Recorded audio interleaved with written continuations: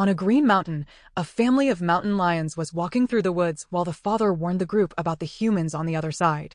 Humans could change their minds at any time and were always unpredictable. The youngest cub felt curious and confused because he thought humans were harmless and might even be peaceful toward them. Still, the father insisted that humans would always see lions as a threat, which made the little cub want to know more. Slowly, he started moving toward the human community. As the cub approached a house, the memory shifted to a human child falling out of bed. This child was a shapeshifter who could change into a mountain lion and back, which meant the cub and the human child were the same. In the past, the child had transformed to enter a human family, but since that time, he had not turned back, and memories of his lion family had become blurry. Sometimes he wondered about them in the mountains, but after so long, he could not remember his parents' faces. The child, now named Karug, walked down the stairs and was greeted by the human family who had adopted him. They had found him in the forest and decided to raise him as their own. They treated him with love, making sure he never felt left out. The family included his mother, father, and 2 siblings, unaware that a mountain lion lived among them. During breakfast, a news report appeared showing animals causing trouble for humans. Birds had forced a plane to make an emergency landing, and other animals were attacking without reason. Scientists were still trying to understand why animals were behaving this way. Karug watched the news, feeling uneasy about the tension between humans and animals, and wondered if he could still shift into his lion form or if that ability was gone. After breakfast, his mother and sister drove him to a new school so he could start fresh. Karug did not want to go, but he went along with them. That night at a hotel, he noticed a group of wolves moving toward a factory with unknown intentions, but he did not dwell on it. The next day, he arrived at Clearwater High, where the headmistress, Lissa, welcomed him warmly and assured his foster mother that all students got along and lived in harmony. His mother felt reassured and left him in Lissa's care with his sister. After they left, Lissa explained that she knew everything about Karug, including that he was a shapeshifter. She revealed that all the students in the school had the same ability and that the school would teach him to live fully in both his human and lion forms. Karug felt a rush of excitement because he would finally learn to control both sides of himself and embrace everything he was meant to be. Lissa asked Karug about his animal form, and he told her he was a mountain lion. Lissa got excited because he was the first lion to enter the school. She immediately took him to meet the other students, and soon a crowd gathered around Karug, curious to see him. One of the students, Jeffrey, a wolf shapeshifter, felt threatened and glared at Karug. He sniffed around, showing his hostility, since he had always been the king of the school, and now his position seemed at risk with the lion here. The tension grew as other students watched, and soon teachers stepped in to separate the 2 boys. After the fight, Lissa took Karug to meet Andrew, the owner of the school. She explained that Andrew gathered shapeshifters from all over the world and enrolled them in this school.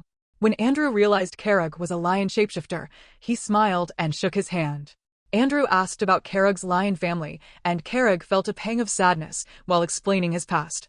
He told Andrew that when he was very young, he had transformed into a human and joined the human community even though his father had warned him to stay away from humans. Since that day, he had not transformed back into a lion and had never seen his family again. Andrew reassured him that he would soon learn to control both forms.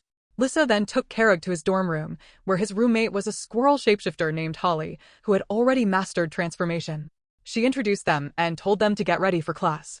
Holly led Karug to class, joined by an elk shapeshifter friend, and explained that the class would be in the forest to learn control over their animal forms. When the teacher saw Karug, they encouraged him to try transforming into a lion. Karug tried many times, but failed until Lissa guided him, telling him to close his eyes and imagine being with his family in the wild. Following her advice, Karug finally transformed, and the other students cheered and shifted into their own animal forms. After class, Karug and Holly returned to the dorm, where they met another roommate, Brandon, a bison shapeshifter. The 3 quickly started forming a friendship. Later in the cafeteria, Karug noticed Jeffrey bullying a weaker student with 4 wolf friends. Karug intervened and stopped Jeffrey, reminding him that fighting outside class was not allowed. Jeffrey, proud and aggressive, warned Karug not to interfere, claiming that although Karug was a lion, the 4 wolves could defeat him. Both animals growled at each other until a teacher arrived and stopped the confrontation. The next day, Karug, Holly, and Brandon ran to their fighting class. The teacher gave strict instructions that no student could use dangerous attacks on others and explained that this training was for real-life situations when shapeshifters might actually have to fight. The trio focused on learning the rules and practicing their forms while keeping safety in mind, ready to grow stronger together and face the challenges that lay ahead in the school. The teacher started the fights by pairing a bear-shaped shifter girl against Brandon. Brandon tried his best but lost, and Carrig was chosen to fight next. He stepped forward and attempted to transform into a lion, but no matter how hard he tried, he failed. Andrew, watching from the side, pulled out a small pouch and asked Carrig to sniff it. As soon as he did, he transformed into a lion. Andrew explained that it contained mountain soil, which made him feel at home. He told Carrig to keep it and said he would personally train him. Carrig felt excited that a senior lion would teach him and immediately agreed. After classes, Jeffrey appeared and challenged Carrig to a fight in the forest. Carrig felt anger rise because a mere wolf dared to challenge him. He went with his friends to the jungle, knowing Jeffrey and his 4 wolf allies were waiting.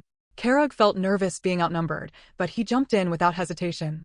At first, he fought head-on, but soon he was injured. Brandon transformed into a bison and charged at the wolves, driving them back while Holly rushed to Carrig's side.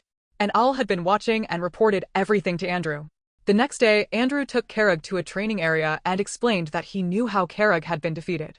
He told Carrig that as a lion, he didn't need to rely on friends, but needed special training to fight stronger opponents, even 10 wolves at once. Andrew began teaching him to be a mountain lion, showing him how to hunt. Carrig managed to catch his first prey, feeling thrilled and confident. They returned to the school, and Lissa warned Andrew that giving Carrig special treatment could upset other students. Andrew insisted Carrig needed a lion mentor because he was unique. Later, Lissa pulled Carrig aside and explained that he would face consequences for fighting outside class and assigned him kitchen duty. On the way, he saw Holly's elk friend spying on something and learned about a council meeting involving members who planned to harm humans like hunters harm animals. Carrig was confused but stayed alert. While walking back, he noticed Jeffrey and his friends sneaking out. Carrig followed them to a factory where they were scaring a security guard and tampering with factory wires. The group noticed him and called him a spy. Just as Jeffrey and Carrig were about to clash, Andrew arrived, telling Jeffrey to run before they got caught. The wolves hesitated, and Carrig realized that strength wasn't just about power, but also about knowing when to act and when to wait.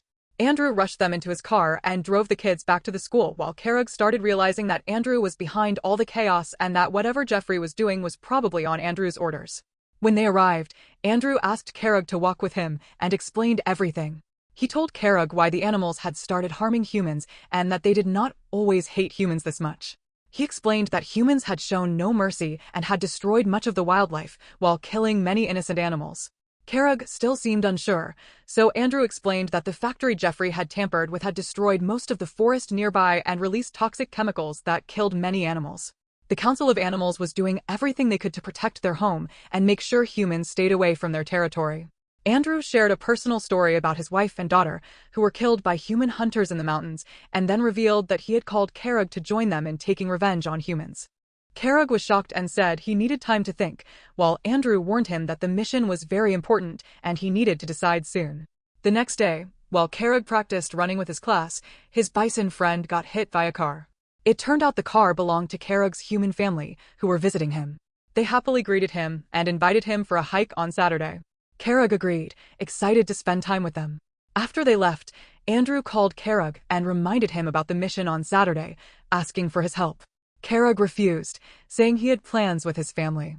Andrew became angry and scolded him, asking if he was on the human side or the animal side. Carrig felt upset by Andrew's tone and ran into the forest to cool off. He ran a long distance until he grew tired and rested, unaware that a hunter's drone had captured his movement. Soon, hunter dogs were released to track him. Carrig ran as fast as he could, but the dogs began to catch up. A shapeshifter crow noticed him, attacked the drone, destroyed it, and guided Carrig back toward the school. Carrig grew exhausted but was still hunted by the dogs, so he quickly shifted into his human form to confuse them and escape. After returning safely to the school, Andrew visited him in the infirmary and revealed the truth about Carrig's lion family. He explained that all of Carrig's family members had been killed by hunters, which made Carrig very sad. Seeing his pain, Andrew encouraged him to join their cause, and finally Carrig agreed to help him take revenge on the humans. Meanwhile, Andrew called a special meeting and explained his plan to the team. He told them that first they should scare the guards, and then cause a short circuit in the factory wires to create a blast. After assigning everyone their jobs, he asked if anyone wanted to say anything. Kerrug stepped forward and said he had one condition, which was that no human should be harmed during this mission. Kerrug then called his family to tell them that he would not make it to their hiking day and that they could enjoy it without him. They felt a little disappointed but let him go, understanding that he had responsibilities at the school. Soon, Kerrug and Andrew's crew headed toward the factory to begin the mission. When they arrived, Kerrug noticed a large area filled with woods. Andrew's team began cutting logs and piling them up to throw them down the hill toward the factory to destroy it. Just as they were about to start, Kerrug saw his family camping at the same spot where the logs were going to fall. Kerrug rushed to stop the plan, but the crew ignored him and continued. He called Andrew, asking him to stop because his family's lives were at risk, but Andrew brushed him off, saying some lives could be compromised to fulfill the mission. Kerrug became furious and tried everything to halt the plan. His friends, sensing his distress, joined him to stop the machines and prevent the logs from falling. Andrew arrived and attacked Kerrug, and they fought each other in their lion forms, which accidentally made the logs tumble down the hill. Luckily, Kerrug's family noticed in time and moved away, but his little sister, wearing headphones, did not see the danger. She screamed when she realized she was about to be hit, but Kerrug leapt and saved her in his mountain lion form. Afterwards, Kerrug changed back into his human form and reunited with his family. Andrew arrived too and said he had no idea how the situation escalated. The mission was technically accomplished, and the family was safe, but Kerrug yelled at Andrew for risking their lives and told him he would no longer help with his missions. A helicopter arrived for Kerrug's family, and they were taken to the nearest hospital. After they left, Lissa arrived and asked what had happened. Andrew quickly changed the story, praising Kerrug and his friends as heroes, but Lissa glared at him and said she would investigate further. Kerrug and his friends returned to the school, where students and teachers greeted them excitedly and with respect. After all the adventure, Kerrug realized that even though he had lost his lion family, he had found another family who loved him completely and accepted him as he was.